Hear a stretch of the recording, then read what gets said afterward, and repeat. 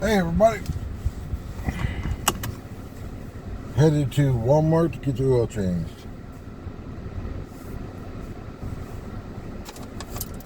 Because God knows how long it's been since we've gotten the oil changed in this car.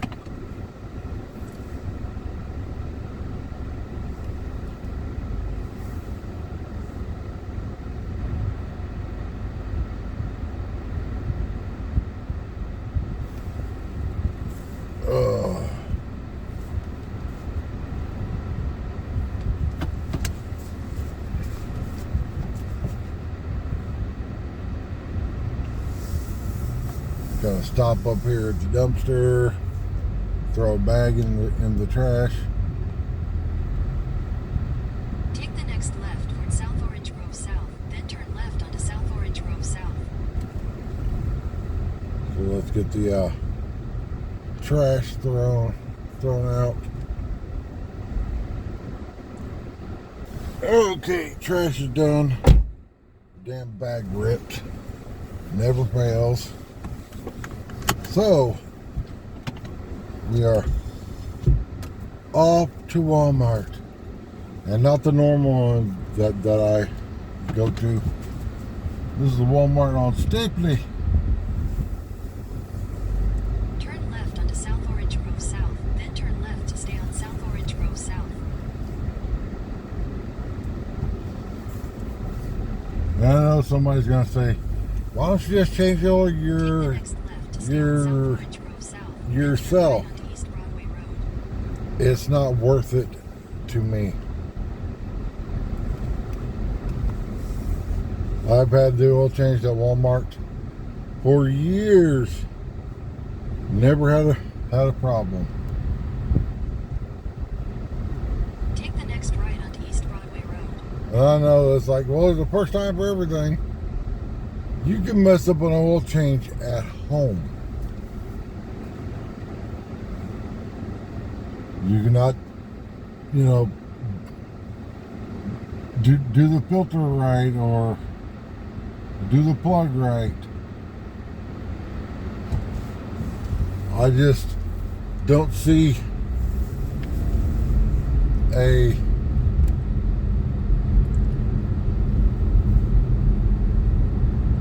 I don't see the benefits of doing an oil change at home.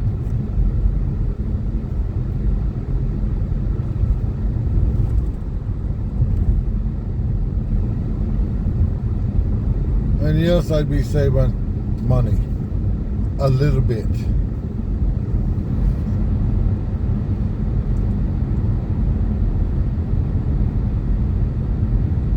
But I would have to drive all the way to my daughter's house to change the oil.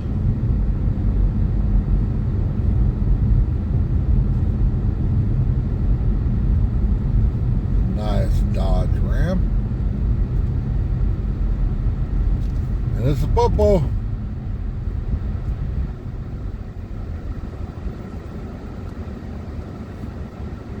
Leaders in public safety.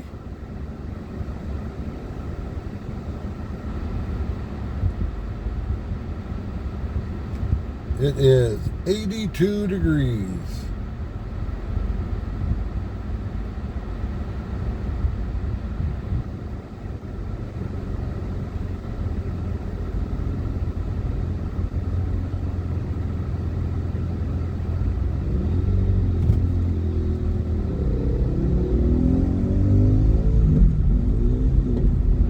Oh, you missed a gear.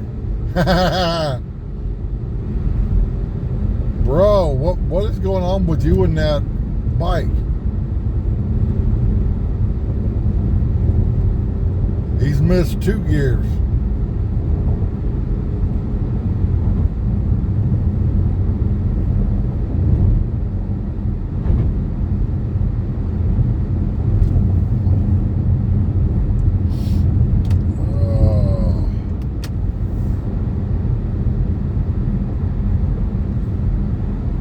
That was an old Jeep, old square headlight Jeep. When Jeep put the square headlights in, it almost killed the Jeep brand. So many Jeep purists were so mad Turn left onto South Lindsay Road. that Jeep had went to square headlights.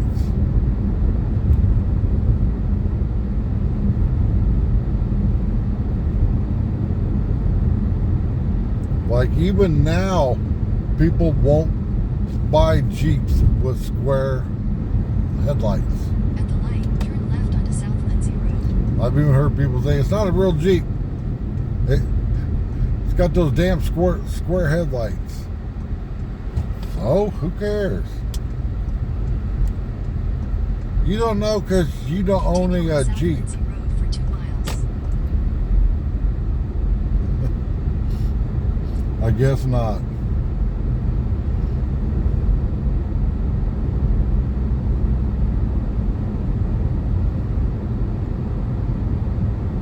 And frankly, I will never own a Jeep.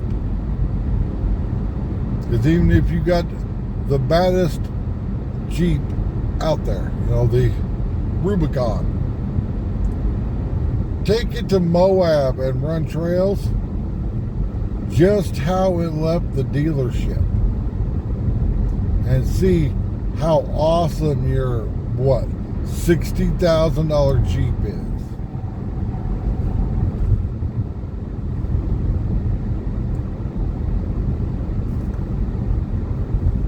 Then take an old Toyota truck that you paid, you know, $6,000-7,000 for, and put $20,000 worth of suspension, axles, wheels, and tires on it, and then tell me how much farther you can go by spending less than half of the money.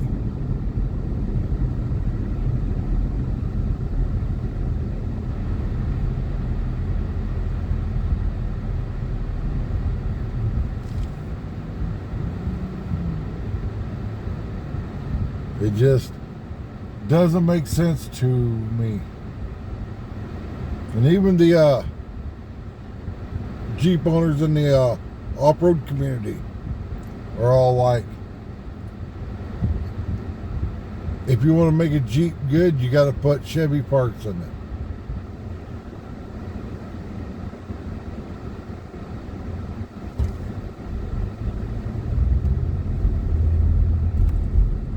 Those Jeep trucks, those Gladiators, oh, those are so ugly. And I just love how everybody was like, Jeep's making a truck. Jeep's finally making a truck. And it's like, no, Jeep's made trucks in the past, 2 different times. Car wash. Jeep made the J Series back in the 70s. And then in the 80s, late 80s and into the early 90s, Jeep had a truck called the Comanche.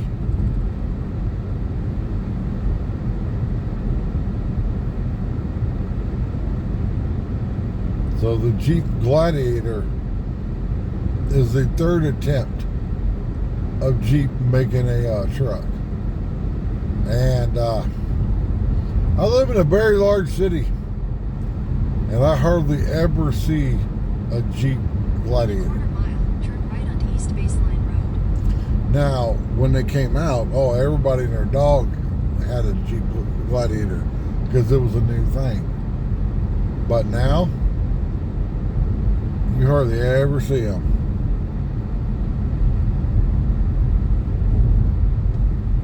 At the light, turn right onto East Baseline Road.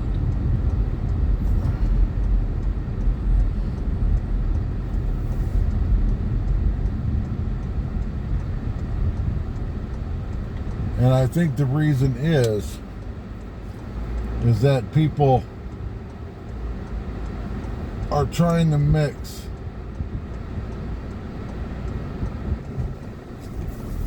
Jeep with truck. Continue on East Baseline Road for 2 miles. And it doesn't work.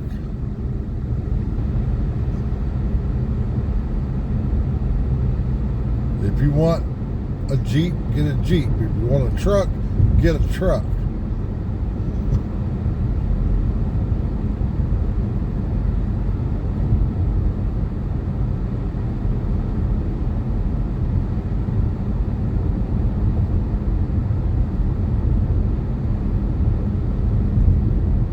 It's like there's people that want a half-ton truck like a F-150, and they're all like, why can't it tow more? It's not an F-250 or F-350, but then they get a 250 or 350 and they're like, why does it ride so rough? So it could tow more. Or the newest thing, I need a car that gets really good gas mileage that has a bunch of room in it. It's like, if you want really good gas mileage, you're not going to get a bunch of room in the car. Like my Toyota here gets amazing gas mileage. Like on average, I'm getting 40 miles to the gallon in town.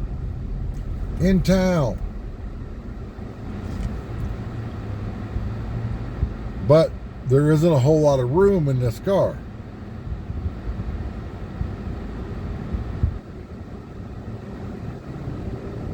Or what I've been seeing lately, people that buy these 4-door trucks and they're bitching about the size of parking lots.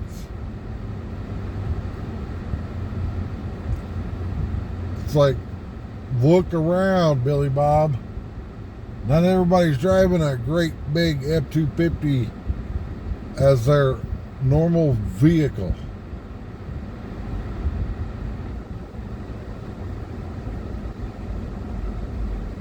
So why would, say Walmart make a parking lot with spaces the size of an F-250? When, people are driving smaller vehicles. Like, out of all those cars that just turned, that white truck is the only bigger one.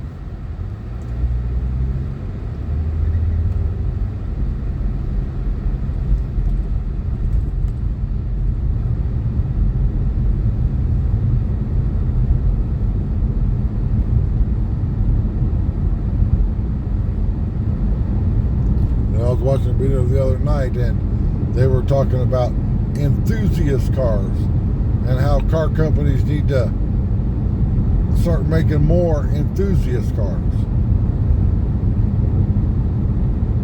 And the guy was like, I want a 2-door rear-wheel drive 6-speed manual with a V8 with no other options.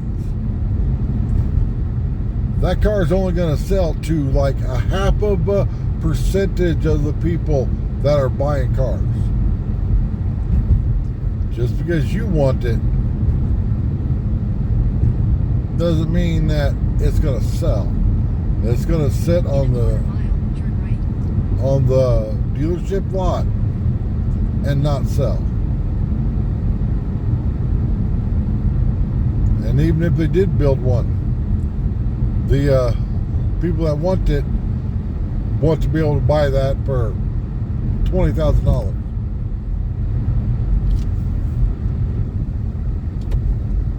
At the light, turn right, then your destination will be on the right.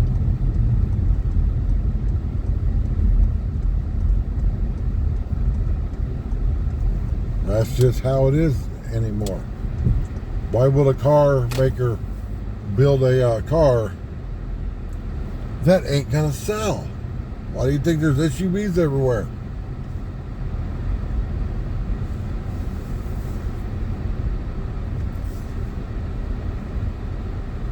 Or these crossovers.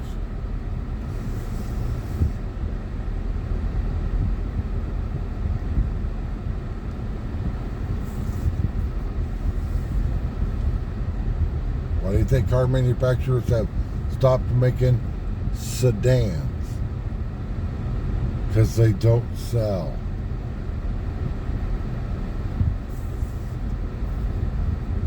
Here we go. Oil change.